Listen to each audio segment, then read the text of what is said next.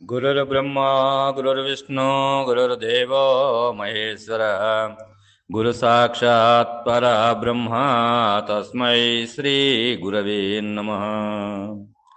द्वयात्मदोषरहित केवलात्मसस्वरूपकं भूमानन्दानुमयार्यपादकमलसेवकम् पूर्णबोधसद्विचार राजयोगवर्तनम् दयानन्दराजयार्य सद्गुरु भजाम्यहम्।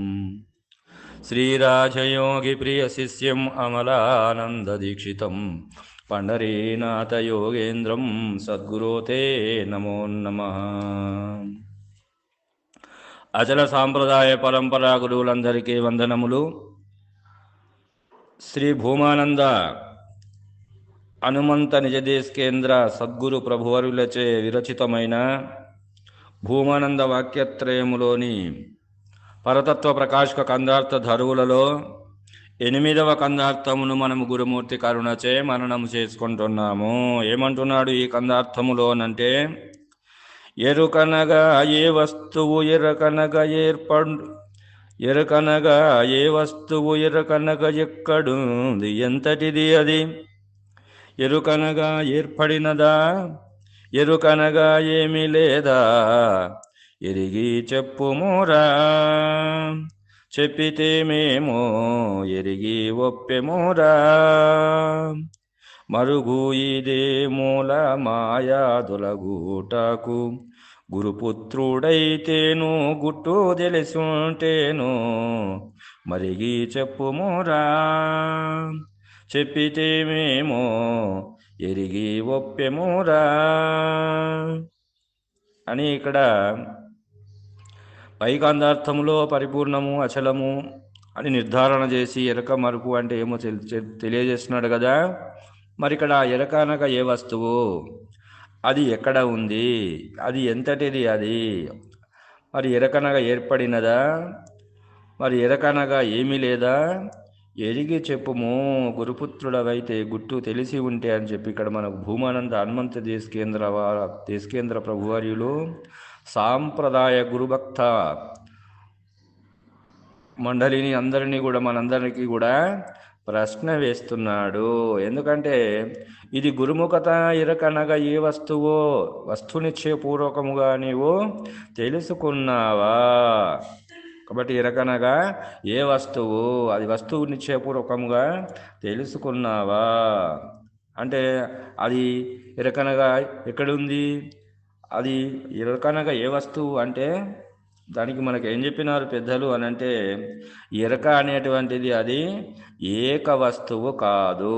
కాబట్టి అవి రెండు కలిస్తేనే ఎరక అనేటువంటిదే మనకు. ఎరక అంటేనే 3 అక్షరాలు కనబడుతున్నాయి. కాబట్టి ఇక్కడ ఈ 3 తత్వములతో కూడినటువంటిది ఎరుక.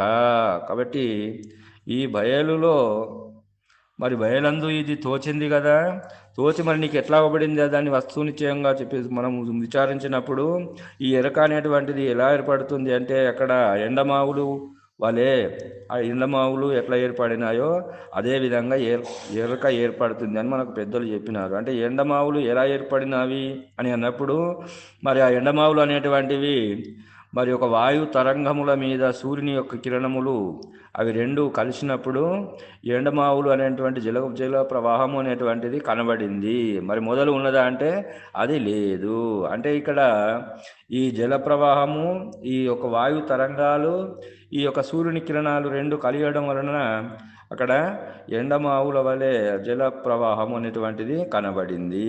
కాబట్టి ఆ విధంగానే ఇక్కడ మరి మనలో అన్నము సూక్ష్మాంశము మనస్సెన్నగా నీరంబు ప్రాణము ఈ రెండు ఎన్నడు కలిసితే అదే ఎరుక, కలుసుటే ఎరుక, అవి రెండు విడిపోతే ఎరక లేదు అని చెప్పినాడు. అది ఎందుకొరకు అన్నము సూక్ష్మాంశం మనసెన్నగా ప్రాణంబు ఈ రెండు ఎన్నడు కలయవో నాడే సున్న సుమి ఎరుక మాట సుగుణ సంపన్న కలుసుటే ఎరుక అని అన్నాడు కదా. మరి ఆ విధముగా ఇక్కడ ఆ యొక్క సూర్యుని కిరణములు అనేటువంటివి ఇక్కడ మరి ఏది అంటే ఇక్కడ మనస్సు. కాబట్టి ఈ అన్నము సూక్ష్మాంశమైనటువంటి మనస్సు ఏదైతే ఉన్నదో అది సూర్యకిరణము లాంటిది. కాబట్టి వాయు తరంగము లాంటిది. ఇక్కడ వాయు తరంగం అంటే ఇది ప్రాణము. కాబట్టి ఈ ప్రాణము ఈ మనసు యొక్క రెండు చేరిక వలననే ఈ గుర్తెరిగేటువంటి ఎరక అనేటువంటిది ఏర్పడుతుంది. కాబట్టి ఎరక అంటే ఏక వస్తువు కాదు అది. కాబట్టి అది రెండు కలుసుటే ఎరుక. కాబట్టి ఇది వస్తునిశ్చయపూర్వకంగా మనము గురుముఖత తెలుసుకున్నప్పుడు మాత్రమే ఇది వస్తునిశ్చయపూర్వకంగా తెలియబడుతుంది. కాబట్టి మరి అందుకొరకేమో పొరలారటి దుంప అని అన్నారు. కాబట్టి తత్వతతి ఎరుక, ఈ తత్వములతో కూడినటువంటిదే తత్వతతి ఎరుక అన్నారు పెద్దలు. కాబట్టి పొరలారటి దుంప అంటే ఆ దుంప పొరలరటి దుంప అంటే అరటి పండు అరటి దుంప అనేటువంటిది ఎట్లా ఉంటుంది అంటే అది పొరలతో ఉంటుంది. ఉల్లిగడ్డ అన్నప్పుడు అది ఎన్నో పొరలతో కూడినటువంటిది ఉల్లిగడ్డ. ఏ పొరకు ఆ పొర తీసేస్తే ఉల్లిగడ్డ అనే పేరు ఉంటుందా అంటే ఉండదు. మరి అన్ని చెట్ల ఆ చెట్ల యొక్క సమూహమునకే తోట అంటున్నాము. కాబట్టి మనము ఆ చెట్ల సమూహమునకు తోట అంటున్నప్పుడు మరి ఏ చెట్టుకు ఆ చెట్లు ఎప్పుడైతే చెట్లు లేకపోతున్నాయో దాన్ని తోట అంటామంటే అనము. ఆ విధంగా ఎరుక అంటే తత్వముల యొక్క కలయికనే ఎరుక. కాబట్టి మరి ఎరకనగా ఎక్కడుంది అది అని అంటున్నాడు. కాబట్టి ఆ ఎరకనగా మరి ఇలాంటి వస్తునిశ్చయపూర్వకంగా తెలుసుకున్నప్పుడు ఆ ఎరుక అనేటువంటిది తెలియబడుతుంది. కాబట్టి మరి ఎరుక అనేటువంటిది మరి ఎక్కడ ఉంది అది అని అన్నప్పుడు మరి కొంతమంది ఎరుక అనేటువంటిది ఎక్కడ ఉండేది ఇది అని అంటే ఇది సహస్రారం ఎందున్నది, మరి ఉదయకమలం ఎందున్నది, నాభి స్థానం ఎందున్నది, భూమధ్య స్థానం ఎందు ఉన్నది. కాబట్టి ఇది ఈ దివ్య దేశాలు అనేటువంటివి దివ్య దేశాలని చెప్పినారు కదా. అంటే ఇది కొంతమంది సహస్రారంలో ఉన్నది, కొంతమంది భూమధ్య స్థానంలో ఉన్నది, కొంతమంది హృదయ స్థానంలో ఉన్నది, కొంతమంది నాభి స్థానంలో అని చెప్తున్నారు కదా. కాబట్టి నేజూచినానే బ్రహ్మము నాలో నేజూచినానే అని అన్నారు కదా, పాటలో చెప్పినారు కదా. ఆ విధముగా వస్తునిశ్చయపూర్వకముగా తెలుసుకున్నప్పుడు అది ఎరకనగా ఎక్కడుంది అన్నప్పుడు ఎక్కడుంది అని చెప్పినారు ఇక్కడ అంటే అది నఖశిఖ పర్యంతము ఎంతవరకు శరీరం అయితే ఉన్నదో అంతవరకు ఉన్నది. అది మరి ఎంతటిది అది అని ఎందుకు అనవలసి వచ్చింది, ఎంతటిది అని చెప్తున్నాడు భూమానంద హనుమంత దేశకేంద్ర వర్యులు. అంటే అది ఏమని చెప్పినారు మనకు అంటే నరుడు 96 అంగుళాలు అంటే నర ప్రమాణము 96 అంగుళాల ప్రమాణము అని చెప్పినారు. మరి జీవ ప్రమాణము అంటే ఎంత చెప్పినారు అంటే అంగుష్ట ప్రమాణము అని చెప్పినారు. ఈశ్వరుని యొక్క పరిణామం ఎంత అంటే అది మసరా మాత్ర ప్రమాణము అని చెప్పినారు. అంటే పెసరగింజ ఎంత ఉంటుందో అది ఈశ్వర మరి ప్రమాణము అని చెప్పినారు. మరి పరమాత్మ దానికి ఏమని చెప్పినారు, దాని యొక్క పరిణామము దాని ప్రమాణం ఎంత చెప్పినారు అంటే ధూసరముళ్ళు ప్రమాణము అని చెప్పినారు. మరి ఈ విధముగా ఇన్ని విధములుగా ఉన్నదా అది ఎరక. కాబట్టి ఎంతటిది అది అని మనకిక్కడ ప్రశ్న వేస్తున్నాడు మరి భూమానంద హనుమంత దేశకేంద్ర ప్రభువర్యులు. ఎంతటిది అది మరి ఎరకనగా ఏర్పడినదా, మరి అది స్వయంభూ అన్నారు కదా. స్వయంభూ అంటే అది తనకు తానే తోచింది స్వయంభూ అన్నారు కదా. మరి అన్నప్పుడు మళ్ళీ ఒక శక్తి వచ్చింది, ఆ శక్తి వలన త్రిమూర్తులు పుట్టినాయి అని చెప్తున్నారు కదా వీళ్ళందరూ కూడా.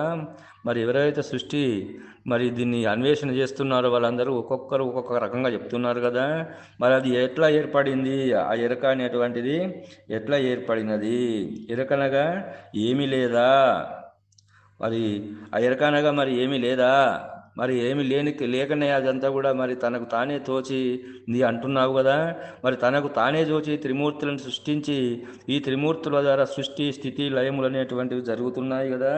మరి అవన్నీ కూడా మరి జరిగేటువంటి సృష్టి స్థితి లయములు జరిగేటువంటి మూల కారణం ఏది అంటే ఏదో తెలిసి చెప్తున్నావా తెలియక చెప్తున్నావా అంటున్నాడు ఇక్కడ. కాబట్టి మరి ఇక్కడ మనలో కూడా ఎలా జరుగుతున్నవి అని అంటే ఈ యొక్క మరి ఎండమావులు పొద్దున ఉన్నాయా అంటే లేవు, అవి మధ్యాహ్నం వల్ల ఉన్నట్లు కనబడుతున్నాయి, సాయంత్రము లేకపోతున్నాయి. కాబట్టి ఆ ఉదయము ఏర్పడుతుంది అన్నప్పుడు ఆ సృష్టి ఆవించబడ్డది ఎప్పుడు అంటే ఇవి రెండు కలిసినప్పుడు ఉదయము కాబట్టి ఉదయం వేళ ఈ సృష్టి ఇది పుట్టుక ఎప్పుడు పుడుతుంది, ఇది ఎండమావులు అనేటువంటివి అంటే ఉదయము పుడుతున్నవి, మధ్యాహ్నము కనబడుతున్నవి, కాబట్టి అది స్థితి. మరి సాయంత్రము లేకపోతున్నవి, అది లయము మరణము. అంటే మన లోపట ఈ ఎరక అనేటువంటిది ఈ 3 రకములుగా ఏర్పడుతుంది.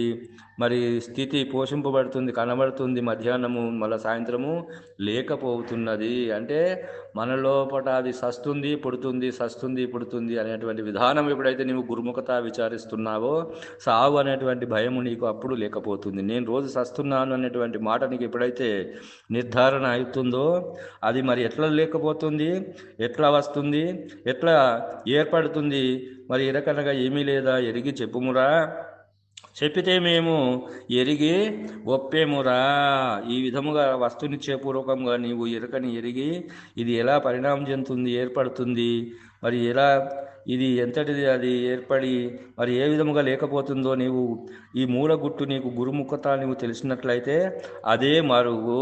ఆ మరుగు ఇదే మూలమాయ తొలుగుతుంది అప్పుడు నీకు. ఎందుకంటే గురుపుత్రులవైతే ఈ గుట్టు నీకు తెలిసి ఉంటే ఎరిగి చెప్పుమురా. ఈ విధముగా నీవు గురుముఖత విచారించినావా, ఆ వస్తువు ఎట్టిది, అది ఎక్కడుంది, ఎంతటిది, అది ఎట్లా ఏర్పడినది, ఏ విధముగా లేకపోతుంది, దాని మూలము ఏమో నీవు తెలుసుకొని అది ఎట్లా స్థితి చెందుతుంది, మరి సృష్టింపబడుతుంది, ఏ విధముగా లయము చెందుతుంది, లేకపోతుందో నీవు గురుముఖత తెలిసి ఉంటే, గురుపుత్రులవైతే ఈ గుట్టు తెలిసి ఉంటే నీవు చెప్పుము, మేము ఒపెదము అని చెప్పి భూమానంద హనుమంత దేశకేంద్రుల వారు ధీటైనటువంటి ప్రశ్నలతో సంధించి వాళ్ళ తానే ఇంకొక మళ్ళీ ఈ ప్రశ్న అనేటువంటి 8వ కందార్థములో ప్రశ్నలు సంధింపజేసి 9వ కందార్థములో మళ్ళీ తానే జవాబు చెప్పబోతున్నాడు మహానుభావుడు.